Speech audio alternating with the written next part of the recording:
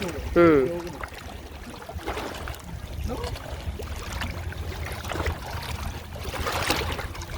ានអីនងដែរ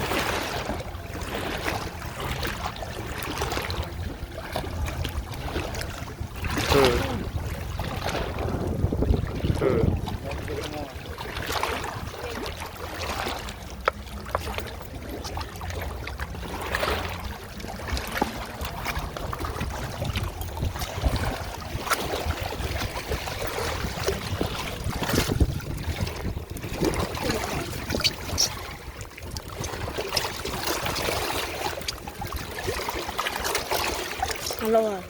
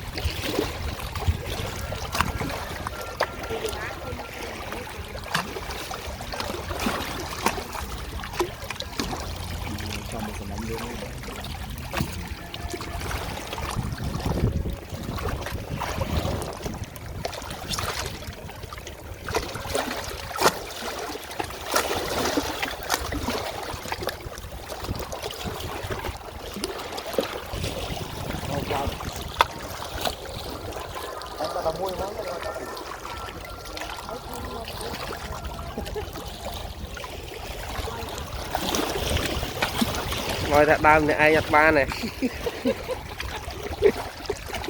Ngồi đào tiêu mai xưa tháng mới ập bọc ba nào nhặt ba này.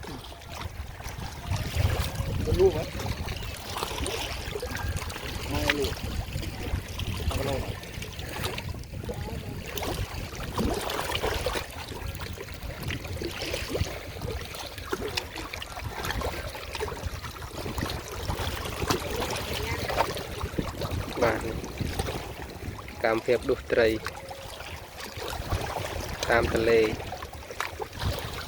quật mới tới quật mình như mình tay quật chùm nhiên đuốc trầy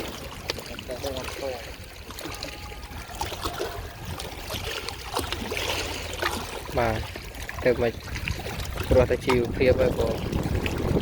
tà lê bị ca sắc xa riêng tốt quật mà đuốc trầy nơi tà lê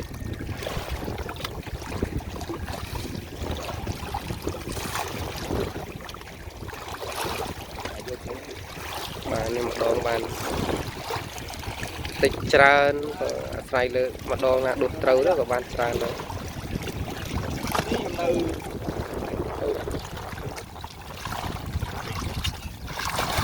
cá thì bị đòn các bạn còn năm mười giờ tụng sợ cả một tờ lê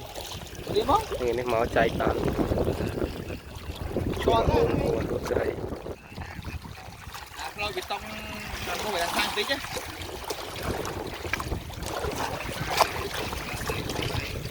Ơi, cái này chân mình chỉ đặt lông một, còn cái đặt lông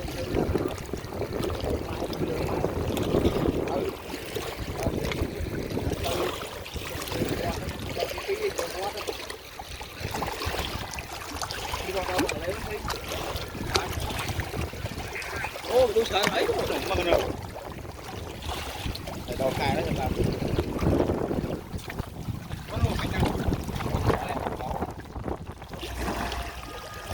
bà này ở từ đó đời đây cứ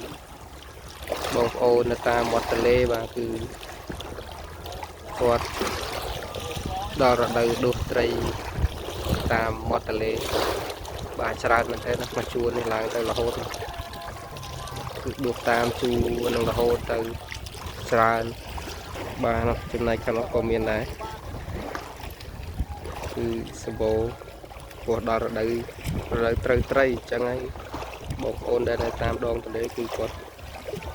nom kia đốt trầy và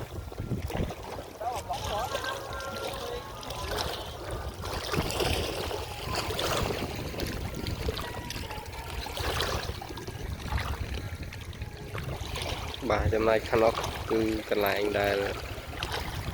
một ôn cái chỉ có sẽ có tam đòn tờ lê có cọp một bộ cả thị cam bà là lượt cọp nữa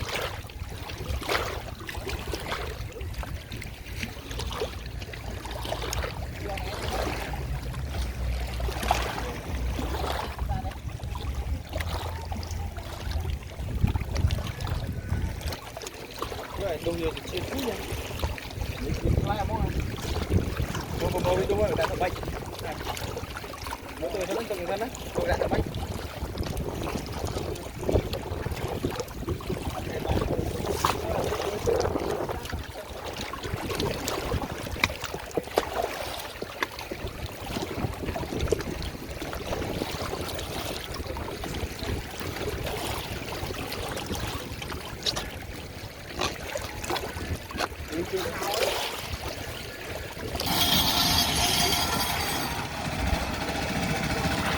con tụi con